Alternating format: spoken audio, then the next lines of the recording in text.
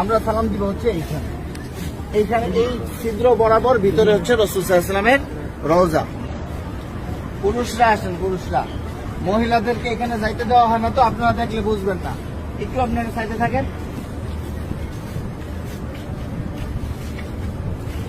আমরা ভিতরে যাব হচ্ছে এইভাবে, আমাদের বাম দিকে থাকবে রওজা।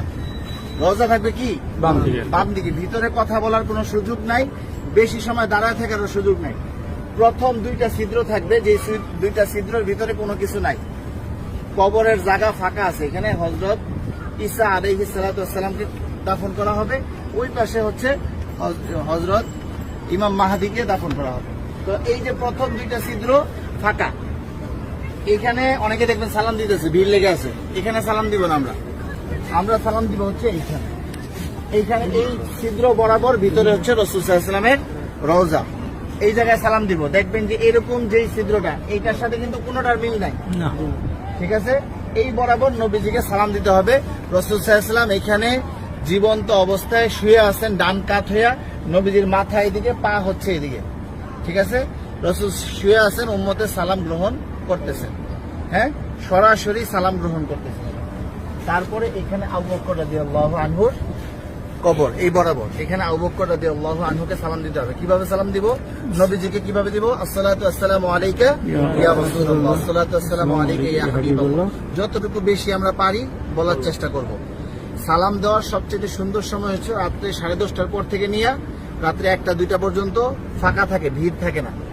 আর দিনের বেলা সকাল 7টা থেকে নিয়ে একেবারে জোহর পর্যন্ত কি ফাঁকা থাকে, ফাঁকা।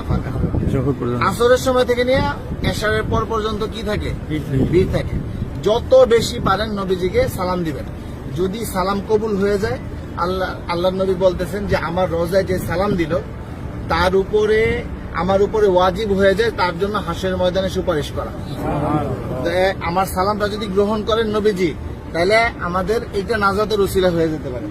যাই হোক, বলতেছিলাম এই বরাবর আবু বকর রাদিয়াল্লাহু আনহু, আবু বকর রাদিয়াল্লাহু আনহু মাথা এদিকে, পা এদিকে। নবীজির মাথা এখানে, রাসূলের পা এই পর্যন্ত আসছে। রাসূলের শরীরের ওই পাশে হচ্ছে কি আবু বকর রাদিয়াল্লাহু আনহু।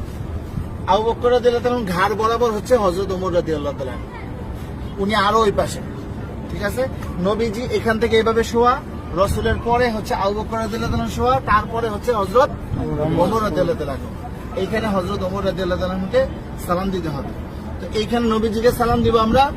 আর রাসূলকে অনেক মানুষ আমাদেরকে বলছে না সালাম দেওয়ার জন্য, তো আমরা নিয়ত করব যে আমাদেরকে যত মানুষ সালাম দিতে বলছে তাদের সকলের পক্ষ থেকে সালাম, আসসালাতু ওয়াসসালামু আলাইকা ইয়া রাসূলুল্লাহ, ঠিক আছে? তারপর আবু বকর রাদিয়াল্লাহু আনহুকে সালাম দিব, হযরত ওমর রাদিয়াল্লাহু আনহুকে সালাম দিব। তারপরে এখানে কোনো কিছু নাই, ফাঁকা আছে কবরের জায়গা ভিতরে, আমরা এদিক দিয়ে বের হয়ে যাব। এটা হচ্ছে পুরুষদের যে কোনো সময় খোলা আছে সালাম দেওয়া। আর মহিলাদেরকে ঠিক রওজার পিছন দিক দিয়ে দিবে সালাম দেওয়ার জন্য একদিন। কথা বুঝতে পারছেন? একদিন সুযোগ আসবে রিয়াজুল জান্নাহ নামাজ পড়ার জন্য, এবং সালাম দিবেন রওজার পিছন দিক থেকে। আর মহিলারা বাহির দিয়া প্রতিদিনই সালাম দিবেন আপনারা বাহির থেকে, হ্যাঁ? এই পাশে আসেন।